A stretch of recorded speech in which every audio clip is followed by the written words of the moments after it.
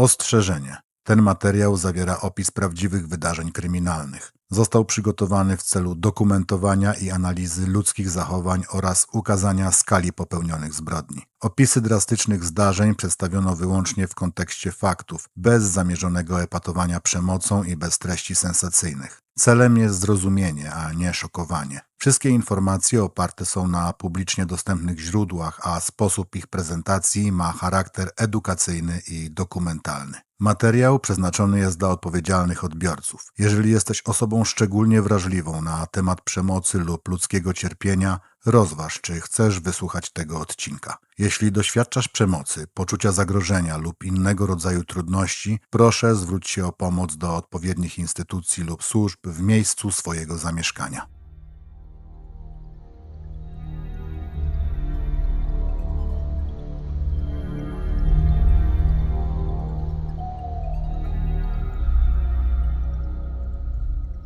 Na południu Szwecji, nad spokojnymi wodami Bałtyku, leży Karlskrona. Miasto zbudowane na wyspach, gdzie wąskie uliczki prowadzą między pastelowymi kamienicami, a powietrze często pachnie solą i morzem. To miejsce, które wielu przyjezdnym wydaje się bezpieczne i ciche. Miasto, w którym życie toczy się powoli, niemal niezauważalnie. Każdego ranka dzieci idą do szkoły, rowery stoją oparte o ogrodzenia, a na podwórkach słychać śmiech i rozmowy w wielu językach. W ostatnich latach Karlskrona stała się także nowym domem dla rodzin, które przybyły tu z odległych części świata, szukając spokoju i nowego początku. Wśród nich była także pewna mała dziewczynka. Miała zaledwie 8 lat i dopiero uczyła się życia w nowym kraju, którego języka jeszcze nie znała i którego zwyczajów dopiero zaczynała się uczyć. Dla wielu ludzi wokół była po prostu jednym z wielu dzieci, które próbowało odnaleźć się w obcej rzeczywistości. Jednak za zamkniętymi drzwiami pewnego mieszkania w Karlskronie zaczęły rozgrywać się rzeczy, które z czasem wstrząsnęły całym krajem.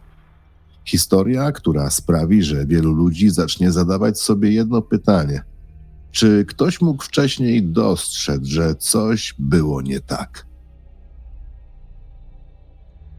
W 2006 roku na świat przyszła Yara al-Najjar. Jej rodzicami byli Madeleine al-Najjar i Mohamed al-Najjar. Yara była pogodną dziewczynką o brązowych oczach i gęstych, kręconych czarnych włosach. Na większości zdjęć uśmiechała się szeroko. Lubiła bawić się z dwójką młodszego rodzeństwa i spędzać czas z kolegami z sąsiedztwa. Rodzina prowadziła spokojne, zwyczajne życie. W 2011 roku jednak wszystko się zmieniło. W marcu tego roku w Syrii rozpoczęły się protesty znane jako Arabska Wiosna. 15 marca 2011 roku kraj pogrążył się w wojnie domowej. Napięcia społeczne narastały od dawna, a sprzeciw wobec rządów Bashara al-Assada przerodził się w otwarty konflikt zbrojny po brutalnym stłumieniu demonstracji domagających się jego ustąpienia. Rodzina Yary postanowiła uciekać. Wraz z rodzicami i rodzeństwem dziewczynka przedostała się do strefy Gazy, palestyńskiego terytorium położonego na wschodnim wybrzeżu Morza Śródziemnego. Gaza graniczy z Egiptem na odcinku około 11 km oraz z Izraelem, na granicy liczącej około 51 km. Zarówno Gaza, jak i zachodni brzeg są terytoriami roszczeniowymi przez państwo palestyńskie. Rodzina osiedliła się w Gazie, a po około roku Yara zaczęła uczęszczać do lokalnej szkoły. Jednak wojna dosięgła ich także tam. Pewnego poranka Yara jechała z ojcem do szkoły. Gdy zbliżali się do budynku, nagle nastąpiła potężna eksplozja. Szkoła została trafiona bombą. Samochód, w którym siedzieli, znajdował się zaledwie 60 metrów od miejsca wybuchu. Dziewczynka miała wtedy 6 lat. Od tego dnia bardzo się zmieniła. Bała się zasypiać i bała się budzić. Unikała rozmów z innymi ludźmi, nie chciała patrzeć nikomu w oczy, nawet własnej rodzinie. Każdej nocy moczyła łóżko i coraz bardziej się wycofywała. Rodzice byli głęboko zaniepokojeni stanem córki. Zabrali ją do lekarza. Ten powiedział im jasno: jeśli dziewczynka ma dojść do siebie, musi jak najszybciej znaleźć się z dala od wojny. Wtedy właśnie pojawiła się propozycja, która wydawała się dla rodziny niezwykłą szansą. Młodszy brat Madeleine, Rami Al-Najjar, zaproponował, że zabierze Jarę do Szwecji. Obie rodziny uciekły wcześniej razem do Gazy. Rami pracował tam w instytucji rządowej, jednak gdy władzę przejęła organizacja Hamas, zaczął obawiać się o własne bezpieczeństwo. Wraz z żoną Amani i ich 2-letnim synem zdecydował się opuścić Gazę. 20 lipca 2012 roku przybyli do Szwecji i osiedlili się w mieście Karlskrona. Kiedy dowiedzieli się, w jakim stanie psychicznym znajduje się Jara, zaproponowali, że zaopiekują się dziewczynką. Matka Jary była bardzo związana z Amani. Kobiety mieszkały razem zarówno w Syrii, jak i później w Gazie. Po latach Madeleine wspominała w rozmowie z dziennikarzami: nie mogliśmy uwierzyć w nasze szczęście. Rami i Amani zaproponowali, że zabiorą Jarę do Szwecji i będą się nią opiekować. To było jak spełnienie najskrytszych marzeń. Rodzice Jary rozpoczęli przygotowania do jej wyjazdu. Zorganizowali podróż, która miała wyprowadzić dziewczynkę ze strefy Gazy i doprowadzić ją aż do południowej Szwecji. We wtorek, 5 lutego 2013 roku, około 6 miesięcy po tym, jak jej wujek wraz z rodziną przyjechał do Szwecji, 7-letnia Jara Al-Najjar stanęła na szwedzkiej ziemi. Na miejscu czekał na nią jej wujek Rami. Razem pojechali do miasta Karlskrona. Kilka dni później, w piątek, 7 lutego 2013 roku, Jara złożyła w Szwecji wniosek o azyl. Ze względu na jej bardzo młody wiek sprawą szybko zainteresowały się służby socjalne w Karlskronie. Rozpoczęto procedurę mającą ustalić, czy wujek dziewczynki jest odpowiednią osobą, by zostać jej prawnym opiekunem. 22 lutego pracownicy socjalni odwiedzili mieszkanie, aby porozmawiać z Jarą, jej wujkiem oraz jego żoną Amani. W notatce sporządzonej po jej wizycie jedna z pracownic zapisała, że dziewczynka sprawia wrażenie bardzo apatycznej i wycofanej. Na tym jednak sprawa się zakończyła. Nie podjęto żadnych dodatkowych działań, a Rami i Amani zostali oficjalnie zatwierdzeni jako opiekunowie Jary. Dziewczynka rozpoczęła naukę w 2. klasie w szkole w Karlskronie. Początkowo była bardzo nieśmiała i większość czasu spędzała w samotności. Z czasem jednak zaczęła uczyć się języka szwedzkiego i coraz lepiej poznawała swoich kolegów z klasy. Powoli przyzwyczajała się do nowego życia. Jedna z nauczycielek wspominała później, że Jara była niezwykle bystrą uczennicą i bardzo szybko się uczyła. Jednocześnie zwracała uwagę na to, jak bardzo dziewczynka była zamknięta w sobie, kiedy pojawiła się w szkole po raz pierwszy. Na lekcjach często rysowała samoloty, bomby oraz ludzi leżących na ziemi. Zaledwie 3 tygodnie później, 8 marca 2013 roku, do służb socjalnych w Karlskronie wpłynęło pierwsze zgłoszenie dotyczące sytuacji dziewczynki. Jedna z sąsiadek odkryła, że 7-letnia Jara oraz 2-letni syn Ramiego i Amani zostali sami w mieszkaniu bez opieki osoby dorosłej. Dzieci nie były w stanie same się sobą zająć. Młodsze z nich miało na sobie bardzo brudną pieluchę, a w mieszkaniu panował wyraźny bałagan i zaniedbanie. Sytuacja zaniepokoiła sąsiadkę na tyle, że wezwała policję. Funkcjonariusze przyjechali na miejsce, a następnie powiadomili służby socjalne. Kiedy Rami i Amani wrócili do domu, w mieszkaniu zastali policjantów oraz 2 pracowników socjalnych. Opiekunowie przedstawili wyjaśnienia, dlaczego dzieci zostały same w domu. Służby socjalne uznały je za wystarczające i na tym etapie nie podjęto żadnych dalszych działań. Był to jednak pierwszy sygnał ostrzegawczy, który trafił do służb socjalnych w tej sprawie. Miesiąc później, 9 kwietnia 2013 roku, Amani rodzi kolejne dziecko – chłopca. Pracowniczka socjalna, która prowadziła sprawę po incydencie z poprzedniego miesiąca, Składa wizytę w ich mieszkaniu, aby upewnić się, że wszystko przebiega prawidłowo. Podczas tej wizyty nie stwierdza niczego niepokojącego. 12 czerwca sprawa zostaje zamknięta. Nie przeprowadzono rozmowy z nauczycielką Jary ani z innymi dorosłymi osobami z jej otoczenia. Latem rodzina przeprowadza się do większego mieszkania.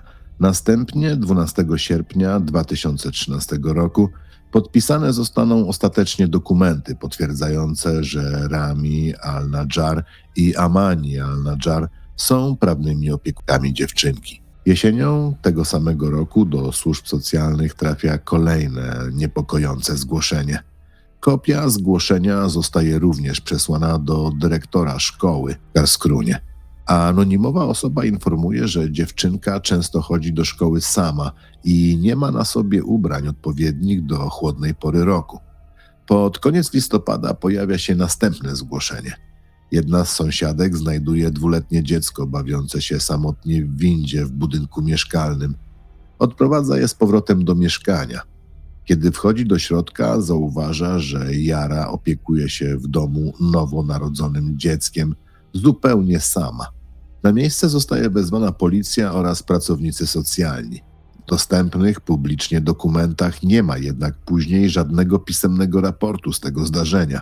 Nie podjęto też żadnych działań, aby sprawdzić, czy mieszkanie jest odpowiednim miejscem dla 8-letniej dziewczynki, która znajduje się w obcym kraju bez rodziców i ma za sobą doświadczenia wojenne. Mija rok od chwili, gdy Jara przyjechała do Szwecji. W lutym 2014 roku szkoła zaczyna zauważać, że dziewczynka coraz częściej opuszcza zajęcia i pojawia się w klasie znacznie rzadziej niż to było wcześniej. W marcu 2014 roku 2 nauczycieli Jary postanawia odwiedzić jej mieszkanie, aby dowiedzieć się, dlaczego dziewczynka tak często nie pojawia się w szkole. W Szwecji obowiązuje powszechny obowiązek szkolny. Oznacza to, że wszystkie dzieci w wieku od 7 do 16 lat muszą uczęszczać do szkoły.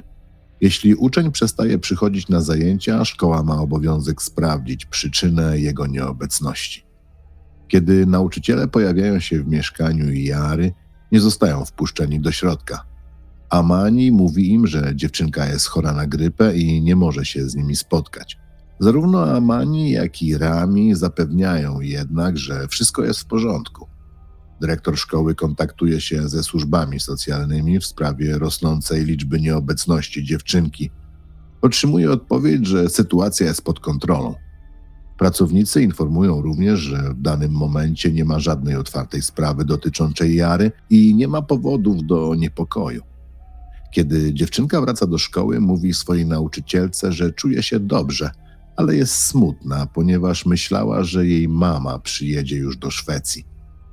Nauczyciele i dyrektor bardzo interesują się losem dziewczynki i starają się ją wspierać, kiedy tylko pojawia się w szkole.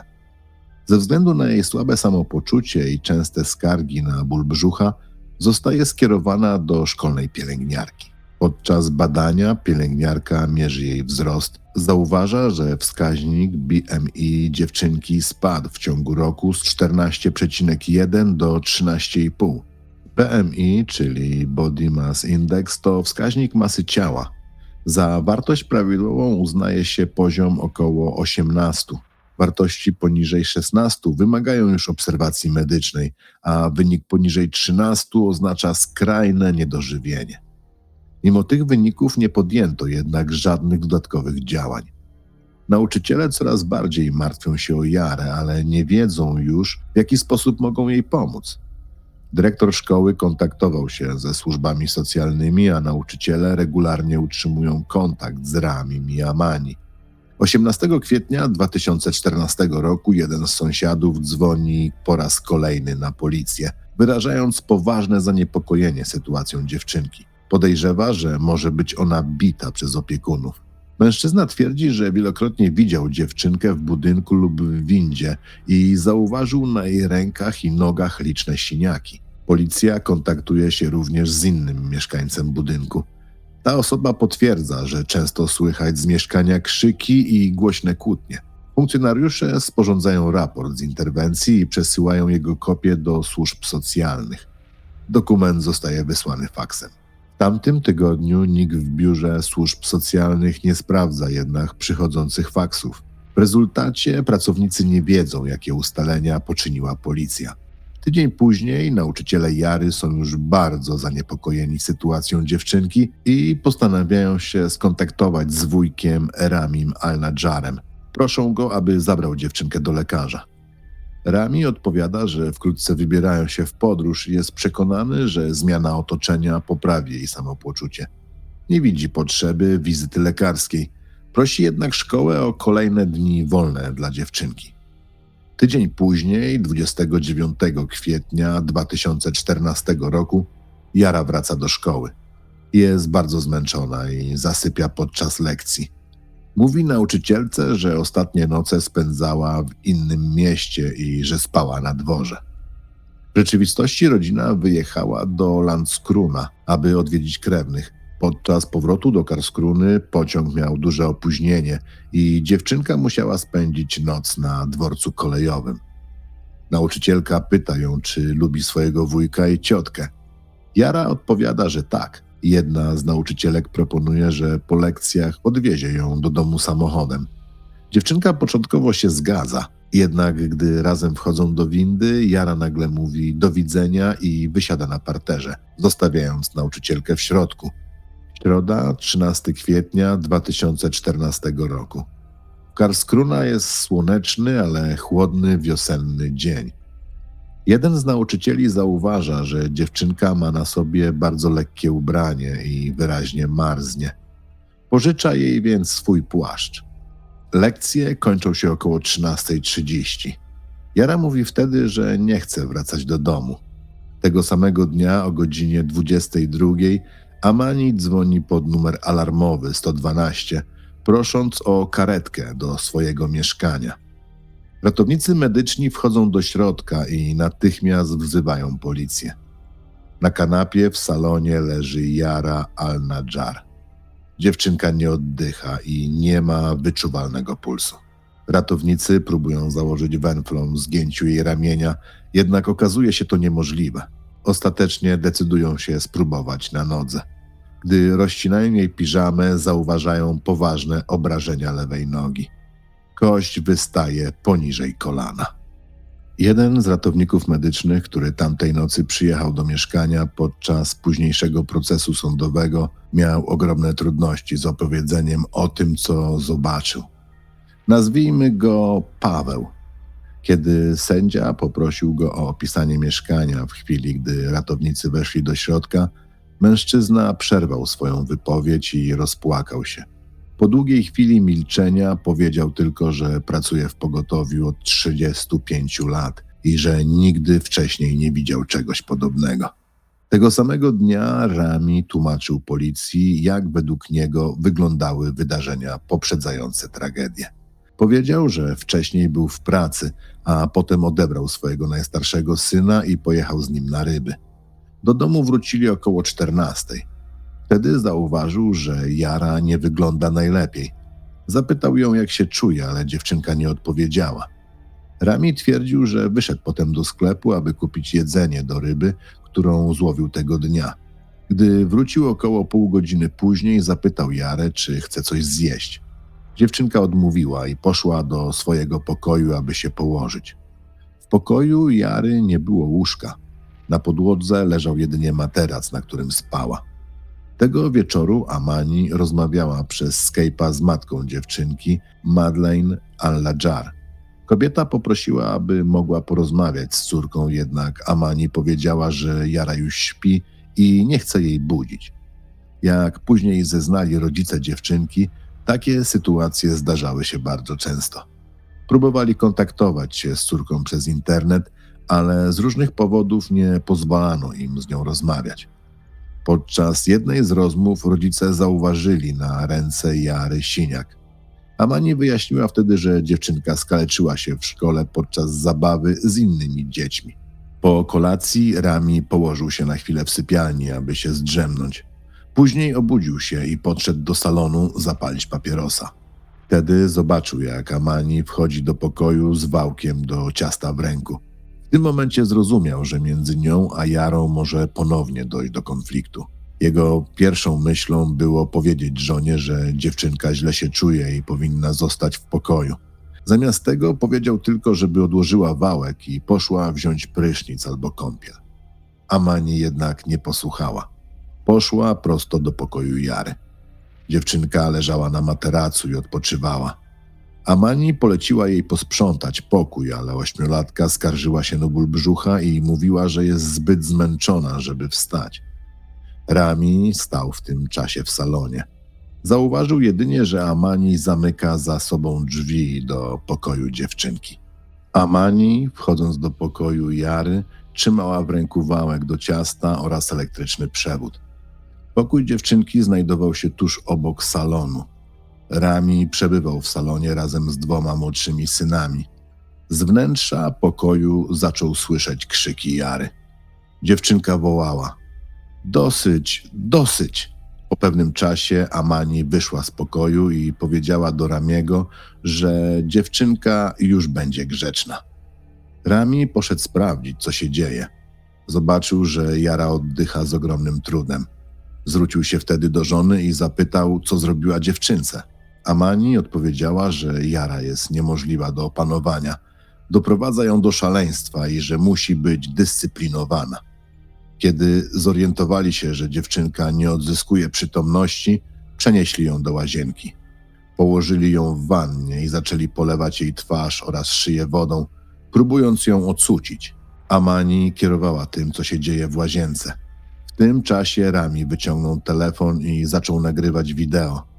Później tłumaczył, że obawiał się, iż zostanie obwiniony o to, co się stało, dlatego chciał mieć dowód wydarzeń. Twierdził również, że w tym momencie próbował przekonać żonę, aby zadzwoniła na karetkę. Na nagraniu widać, jak Amani trzyma bezwładnie ciało dziewczynki pod prysznicem, a Rami uderza ją lekko w policzki, próbując wywołać jakąkolwiek reakcję. W tle widać młodsze dzieci, które wchodzą i wychodzą z łazienki. W pewnym momencie Rami mówi: kto robi coś takiego? Kto bije 8-letnie dziecko? Amani nie pozwala jednak mężowi zadzwonić pod numer alarmowy.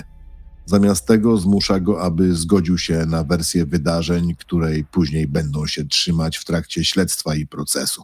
Według tej wersji Jara wróciła ze szkoły między 16 a 17. Źle się czuła i od razu poszła spać.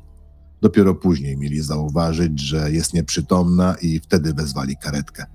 Nawet gdy śledczy przedstawili dowody, odciski palców Amani na wałku do ciasta oraz ślady krwi, kobieta konsekwentnie zaprzeczała, że w ich domu kiedykolwiek dochodziło do przemocy. Dopiero po pewnym czasie Amani zadzwoniła pod numer 112, prosząc o karetkę do własnego mieszkania. Podczas procesu ratownik medyczny Paweł zeznał, że gdy przyjechał do budynku, Rami al-Najjar zaprowadził go do salonu, gdzie na kanapie leżała Jara. Wujek próbował potrząsać dziewczynką, jakby chciał ją obudzić. Paweł polecił mu się odsunąć. Ratownicy natychmiast rozpoczęli działania ratunkowe, próbując uratować życie małego dziecka. Ratownik medyczny rozpiął górę piżamy dziewczynki. Kiedy zobaczył obrażenia na jej ciele, niemal stracił przytomność. Jara została natychmiast przewieziona na oddział ratunkowy szpitala w Karlskrunie. Lekarze podjęli próbę reanimacji, jednak wszystko wskazywało na to, że dziewczynka nie żyła już od kilku godzin, zanim trafiła do szpitala. Podczas sekcji zwłok patomorfolog odnotował 255 obrażeń na ciele dziecka. 18 z nich stanowiło złamania, w tym 2 złamane żebra. Złamane były również wszystkie palce prawej dłoni. Na głowie dziewczynki znajdowały się ślady co najmniej 33 uderzeń, a na lewym ramieniu stwierdzono ślady co najmniej 17 uderzeń. W miejscach, gdzie uderzał wałek do ciasta, skóra była rozerwana. Nie stwierdzono śladów przemocy seksualnej. Patomorfolog znalazł jednak także dowody wcześniejszych obrażeń.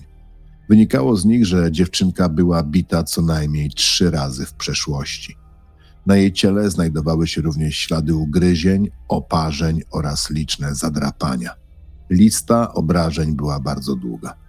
Śledczy, którzy badali miejsce zdarzenia, ustalili, że Jara była bita drewnianym wałkiem do ciasta. Dziewczynka była również uderzana elektrycznym przewodem w szafie znajdującej się w pokoju. Według ustaleń policji właśnie tam próbowała się ukryć. W szafie znaleziono ślady krwi oraz włosy dziewczynki. Analiza rozbryzgów krwi wskazywała, że w tym miejscu doszło do co najmniej 8 bardzo silnych uderzeń.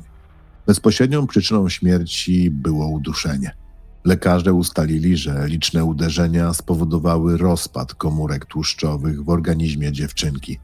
Ich fragmenty przedostały się do krwiobiegu, a następnie do płuc i serca, co doprowadziło do zatrzymania krążenia. Dzień po śmierci Jary policja zorganizowała konferencję prasową z udziałem przedstawicieli służb socjalnych oraz władz oświatowych miasta. Opinia publiczna domagała się odpowiedzi na jedno pytanie: jak mogło do tego dojść w Szwecji? Dziewczynka, która uciekła przed wojną na Bliskim Wschodzie, zginęła w kraju, który miał być dla niej bezpiecznym schronieniem.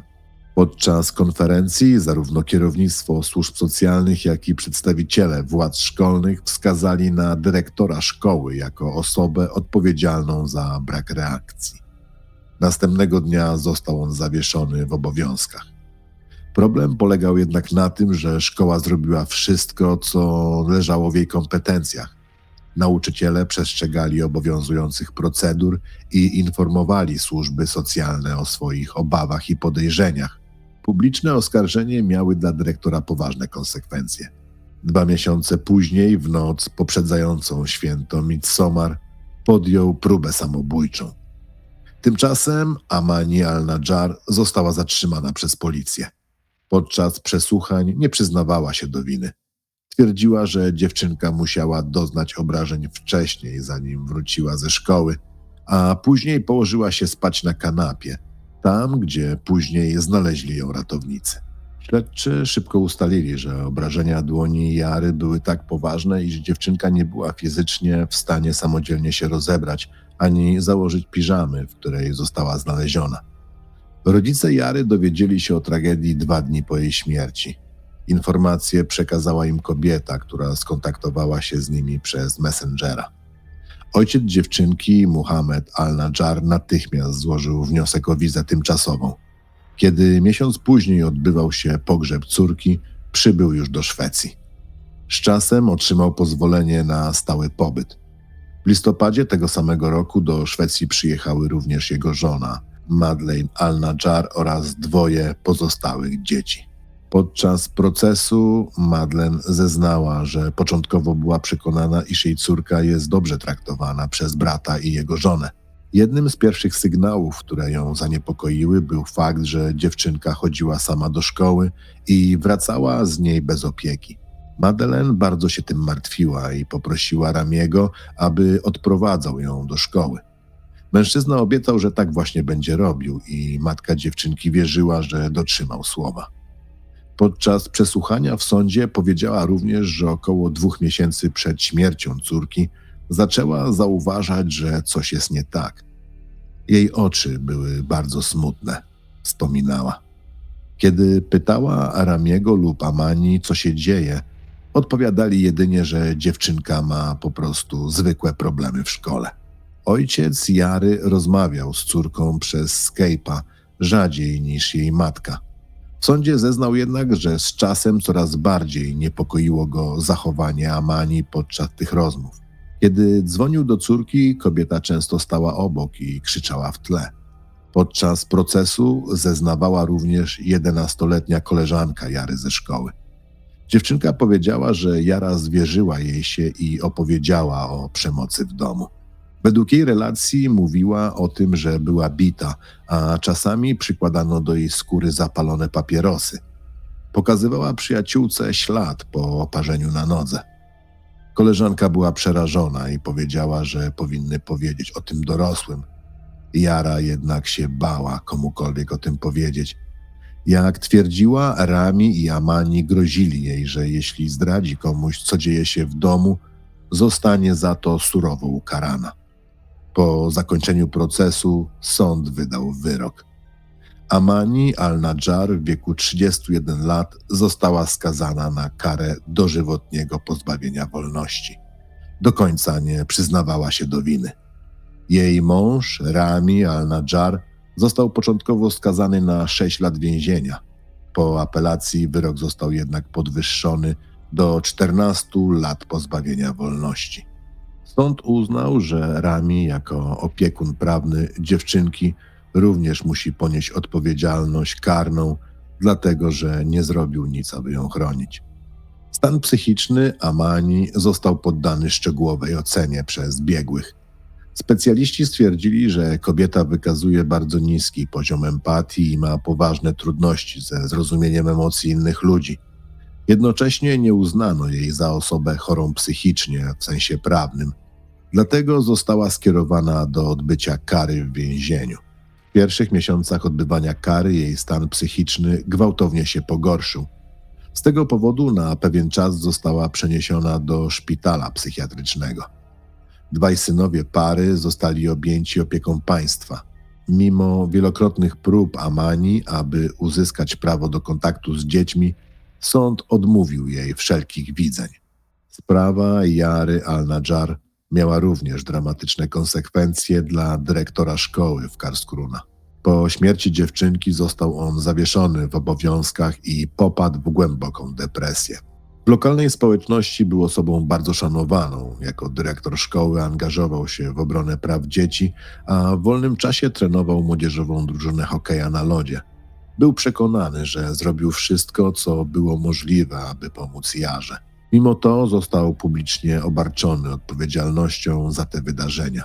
6 tygodni po śmierci dziewczynki, w noc poprzedzającą święto Midsommar, kiedy w Szwecji większość ludzi świętuje i spotyka się z rodziną oraz przyjaciółmi, dyrektor wsiadł do samochodu i wyjechał z domu.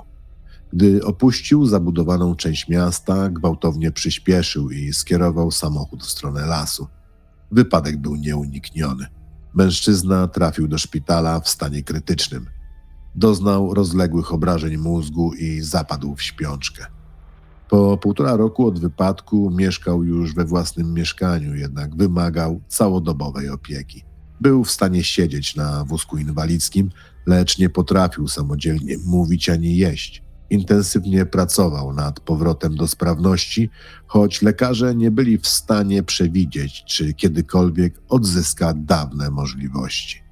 Sprawa Jary została również zgłoszona do instytucji nadzorującej system opieki społecznej i zdrowotnej w Szwecji. To państwowa agencja odpowiedzialna za kontrolowanie, jak funkcjonują służby socjalne oraz ochrony zdrowia. Jej zadaniem jest m.in. analizowanie zgłoszeń dotyczących nieprawidłowości w systemie opieki. Śledczy przez wiele miesięcy analizowali dokumentację dotyczącą tej sprawy. Ostatecznie uznano, że jedną z głównych przyczyn tragedii był brak odpowiednich procedur w służbach socjalnych w Karlskronie, dotyczących reagowania na zgłoszenia o zagrożeniu życia dziecka. Śmierć poruszyła opinię publiczną w całej Szwecji. W 2015 roku znany szwedzki zespół metalowy Mustasch wydał utwór poświęcony pamięci dziewczynki. Piosenka nosi tytuł Yara Song i można ją znaleźć w serwisie YouTube. Ponad dekadę po śmierci Jary al-Najjar jej historia wciąż pozostaje jedną z najbardziej wstrząsających spraw dotyczących przemocy wobec dziecka w historii współczesnej Szwecji. Amani al-Najjar została skazana na karę dożywotniego pozbawienia wolności. W szwedzkim systemie prawnym wyrok dożywocia może po wielu latach zostać zamieniony na karę terminową, ale wymaga to osobnej decyzji sądu. Na rok 2026 Amani nadal odbywa karę w zakładzie karnym i nie została ona złagodzona. Jej mąż, Rami al-Najjar, został początkowo skazany na 6 lat więzienia, jednak po apelacji jego kara została podwyższona do 14 lat pozbawienia wolności. Po zakończeniu procesu jego dalsze losy nie były już szeroko opisywane w mediach. Dwaj synowie pary zostali objęci opieką państwa. Sąd zdecydował również o całkowitym zakazie kontaktu między dziećmi a Amani, uznając, że dalsze relacje z nią nie leżą w ich interesie. Po tragedii ojciec dziewczynki, Muhammad al-Najjar, otrzymał pozwolenie na stały pobyt w Szwecji. Wkrótce dołączyła do niego jego żona, Madeleine, oraz 2 pozostałych dzieci. Rodzina próbowała rozpocząć nowe życie w kraju, który miał być dla ich córki bezpiecznym schronieniem. W kolejnych latach rodzice wielokrotnie mówili w mediach o swojej stracie i o tym, jak bardzo brakowało im możliwości ochrony własnego dziecka. Po śledztwie przeprowadzonym przez Inspekcję Opieki Zdrowotnej i Społecznej dokładnie przeanalizowano działania służb socjalnych w Karlskrona. W raporcie końcowym wskazano poważne braki w procedurach dotyczących reagowania na zgłoszenie o zagrożeniu życia dziecka. Sprawa Jary stała się w Szwecji symbolem systemowego błędu. Sytuacji, w której wiele sygnałów ostrzegawczych pojawiało się w różnych instytucjach, lecz nie zostały one właściwie połączone i potraktowane z należytą powagą. Po tych wydarzeniach wprowadzono zmiany w sposobie dokumentowania zgłoszeń i współpracy między szkołami, policją a służbami socjalnymi. Historia dziewczynki wciąż jest w Szwecji przypominana w reportażach, programach dokumentalnych i analizach dotyczących ochrony dzieci. Dla wielu ludzi imię Jara stało się symbolem pytania, które powraca do dziś. Czy ktoś mógł zrobić więcej, aby ją ochronić? I choć od tamtych wydarzeń minęło wiele lat, jedno pozostaje pewne. Historia Jary al-Najjar na zawsze zmieniła sposób, w jaki Szwecja mówi o odpowiedzialności za bezpieczeństwo swoich dzieci. Na tym kończy się dzisiejsza historia. Dziękuję Wam za to, że byliście dziś ze mną i wysłuchaliście tej opowieści o Jarze al-Najjar. To jedna z tych spraw, które trudno wyrzucić z pamięci i które na długo pozostają w głowie. Chciałbym również bardzo serdecznie podziękować, jak zawsze z tego miejsca, wszystkim patronom, którzy wspierają ten podcast. Wasza pomoc ma ogromne znaczenie i dzięki Wam ten projekt może dalej powstawać. Dziękuję również wszystkim słuchaczom, zarówno tym, którzy są z nami od dawna, jak i tym, którzy trafili tutaj po raz pierwszy. To właśnie dzięki Wam ta społeczność istnieje i stale się rozwija. Jeśli chcecie pomóc w rozwoju kanału, pamiętajcie o subskrypcji, kciuku w górę pod odcinkiem oraz zostawieniu komentarza. To naprawdę pomaga, aby podcast docierał do kolejnych słuchaczy. Jeszcze raz dziękuję za Wasz czas i uwagę. Do usłyszenia w kolejnym odcinku Kryminalnych Opowieści. Trzymajcie się bezpiecznie.